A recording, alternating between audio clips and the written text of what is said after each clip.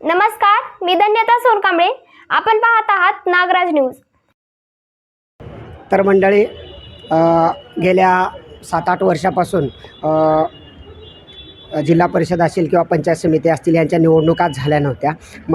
मध्यंतरीचे 4-5 वर्षे एकट्या पंचायत समितीचा एकतर्फी कारभार गेल्या अनेक वर्षापासून चालू होता आणि नव्यानेच जिल्हा परिषद आणि पंचायत समितीच्या निवडणुका झाल्यात आणि त्याच नंतर आज पंचायत समिती निलंगा येथील पंचायत समितीची सर्व सदस्यांची पहिलीच मीटिंग आज या ठिकाणी संपन्न झालेली आहे. या ठिकाणी काही नूतन पंचायत समितीचे सदस्य आहेत, आपण त्यांच्याकडनं जाणून घेणार आहोत.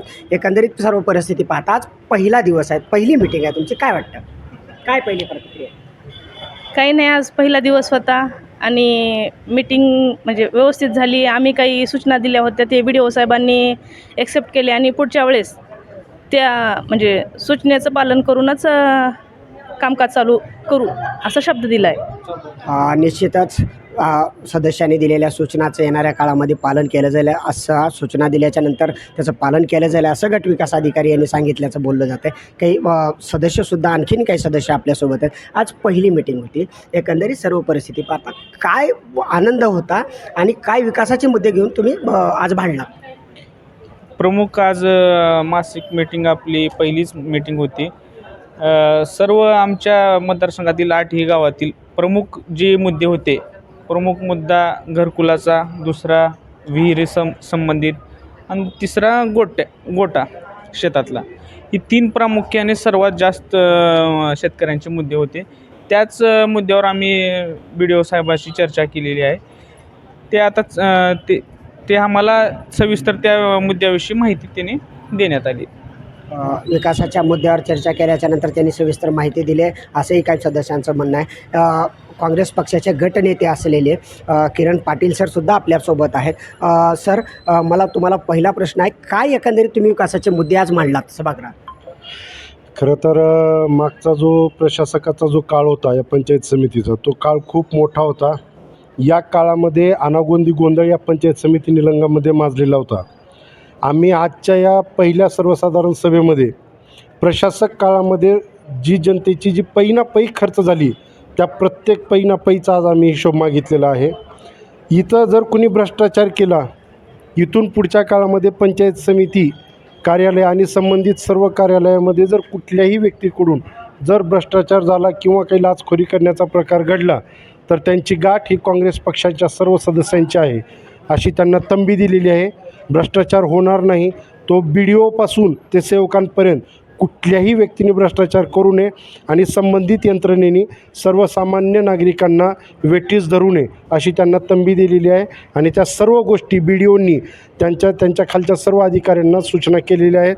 इथून पुढच्या काळामध्ये सत्ताधारी किंवा विरोधक असा भेदभाव न करता BDO हे सर्वांना सोबत घेऊन समान निधी वाटप करतो असा शब्द BDO साहेबांनी आम्हा सर्वांना दिलेला आहे. समान निधी सर्व सदस्यांना दिला जाईल असं आश्वासन BDOनं दिले असं तुम्ही या ठिकाणी सांगतात. परंतु खऱ्या अर्थाने या सभागृहाला किंवा जो निधी येतो या पंचायत समितीला, त्याचे सर्वस्वी मालक हे तुम्ही लोकप्रतिनिधी आहात. मग तुम्ही त्यांना आदेश देण्यापेक्षा तेच तुम्हाला आदेश देतात असं वाटत नाही का? नाही, हा आदेश नाही. आम्ही त्यांना सांगितलेलं आहे की सर्व सदस्यांना समान निधी वाटप झालं पाहिजे. ह्या आमच्याकडून त्यांना कळवलेली सूचना होती. आदेश त्यांच्याकडून आम्हाला किंवा आमच्याकडून त्यांना अशा प्रकारचं नाही. आम्ही एका खेळीमेळीच्या वातावरणामध्ये पंचायत समितीमध्ये आमच्या जे ग्रामीण भागातले जे आमचे नागरिक आहेत त्यांची सेवा करण्यासाठी आलेलो आहोत आणि खेळीमेळीच्या वातावरणामध्येच आम्ही सर्व आमच्या ग्रामीण भागातील नागरिकांची कामे करून घेणार आहोत. आणि याच्या पलीकडे जाऊन जर कुठला अधिकारी त्यांच्या अधिकारी पदाचा जर गर्व दाखवत असेल तर त्यांची गाठ ही काँग्रेस पक्षांच्या आमच्या रणरागिणींशी आहे. त्यांनी एवढं लक्षात ठेवावं. माझा शेवटचा प्रश्न असा आहे, गेल्या 10 दिवसाच्या अगोदर या बैठकीची सूचना सर्वांना देण्यात आली होती. ही सूचना BDO आणि सभापती यांच्या पत्राने निघाली होती.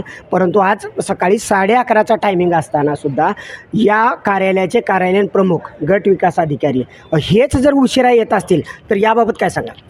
नाही, गट विकास अधिकारी आल्यानंतर ज्यावेळेस आयत्या वेळी येणाऱ्या प्रश्नांवर मी ज्यावेळेस हा प्रश्न उपस्थित केला आणि माझ्या प्रश्नांना उत्तर देण्याच्या वेळेस गट विकास अधिकाऱ्यांनी त्यांची बाजू क्लिअर केलेली होती की मेडिकल इमर्जन्सीमुळे त्यांना 20 मिनिट उशीर झाला आणि त्याबद्दल त्यांनी दिलगिरीही व्यक्त केलेली आहे.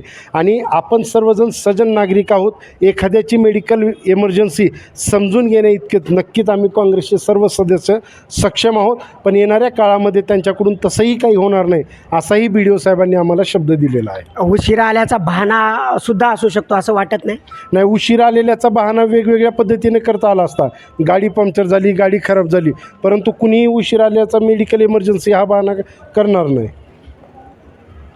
निश्चितच आज पहिल्याच मिटिंगला या कार्यालयाचे कार्यालय प्रमुख गट विकास अधिकारी सतीश पाटील यांच्या अगोदर सर्व सदस्य सभापती असतील, उपसभापती असतील व सर्व सदस्य उपस्थित असताना जाणीवपूर्वक की काय आत्ताच गटनेत्यांनी सांगितलं की त्यांचा मेडिकल इश्यू असल्यामुळं ते उशिरा आलं असं सांगितलं जाते. पण पहिल्याच मिटिंगला जर असं होत असेल तर येणारा काळ कसा असेल हे तुम्हीच ठरवू शकता. मी नागराज न्यूजसाठी किशोर सोनकांबळे, लातूर.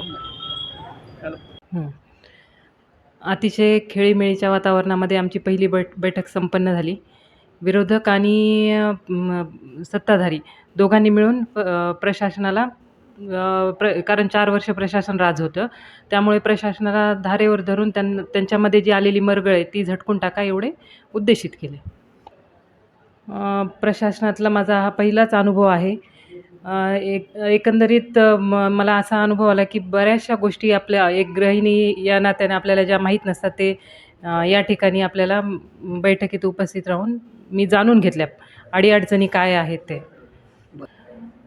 गट विकास अधिकारी यांनी तशी पूर्वकल्पना दिलेली होती, त्यामुळे आम्ही त्यांना काही जाब विचारला नाही. त्यांनी हॉस्पिटलचं कारण सांगितलेलं होतं आणि ते हॉस्पिटलचं कारण असल्याकारणाने आम्ही त्यांना काही परेशान केलं नाही. वैयक्तिक लाभाच्या योजनांबद्दल जास्त चर्चा झाली. घरकुल असतील, ते कडबापुट्टी असतील, विहिरीचे असतील, हे सगळ्या योजनांमध्ये लाभार्थ्यांना एकही कुठेही पैसा द्यावा लागू नये अशा सूचना आम्ही प्रशासनाला केल्या आणि त्या योजना पूर्ण शासनाच्या ज्या पण योजना आहेत त्या 100% लाभार्थ्यापर्यंत पोहोचावा याची आम्ही प्रशासनाला मागणी केली. तसं काही सांगता येणार नाही, पण सर्वांनी आम्ही सत्ताधारी पक्षांनी मिळून प्रशासनाला याबाबत सूचना केल्या की भ्रष्टाचारमुक्त आपली पंचायत समिती व्हावी म्हणून सूचना केल्या.